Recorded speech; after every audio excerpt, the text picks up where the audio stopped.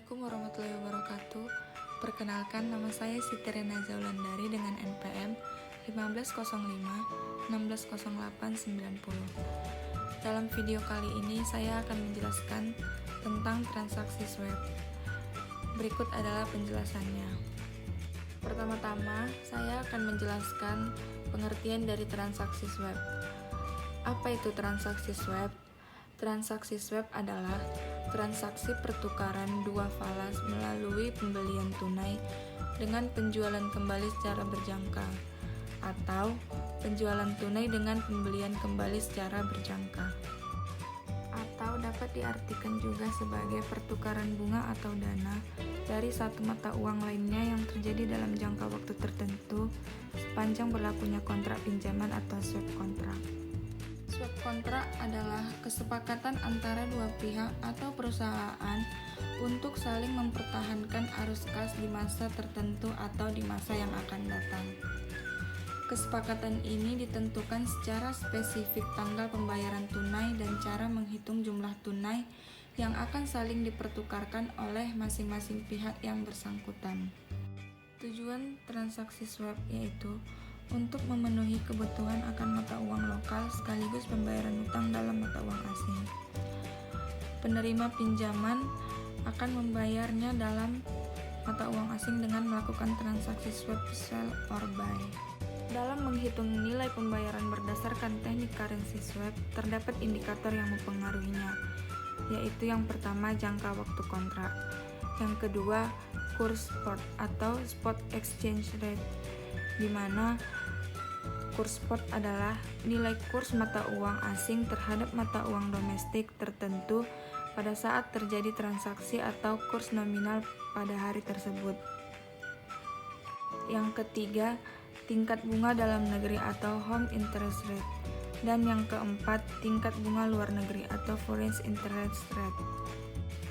Selain itu, transaksi swap juga memiliki fungsi, yaitu 1.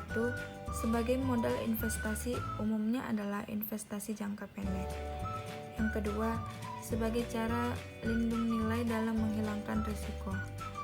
Yang ketiga, informasi harga, yaitu mencari atau memberikan informasi tentang harga barang komoditi tertentu di kemudian hari.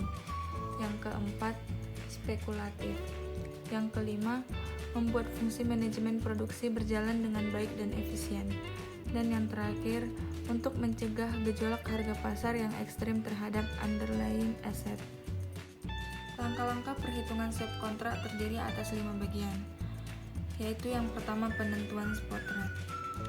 Terdiri atas 3 bagian. Yang pertama adalah kurs.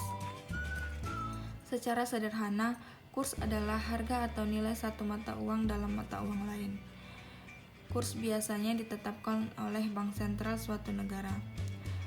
Kurs disebut juga sebagai perbandingan nilai. Artinya, ketika kita menukarkan mata uang satu dengan mata uang lainnya, maka akan menghasilkan perbandingan nilai atau harga dari kedua mata uang tersebut. Yang kedua ada depresiasi atau penyusutan dalam akuntansi, yaitu alokasi sistematis jumlah yang dapat disusutkan dari suatu aset selama umur manfaatnya. Penerapan depresiasi akan mempengaruhi laporan keuangan termasuk penghasilan kena pajak suatu perusahaan. Yang ketiga, tenor adalah jangka waktu pinjaman yang ditetapkan atas kesepakatan debitur dan kreditur, di mana selama jangka waktu tersebut kita harus membayar cicilan angsuran setiap bulannya. Kemudian langkah yang kedua yaitu beban premi, di mana terdiri atas 3 bagian: beban premi, tenor, jumlah kewajiban pinjaman atau pokok dan bunga.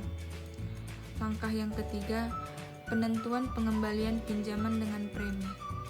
Langkah yang keempat, penentuan pengembalian pinjaman seandainya tidak menggunakan swap. Dan yang kelima, analisis selisih dengan swap dan tanpa swap. Sekian video penjelasan dari saya. Semoga bermanfaat untuk kita semua. Saya ucapkan terima kasih dan wassalamualaikum warahmatullahi wabarakatuh.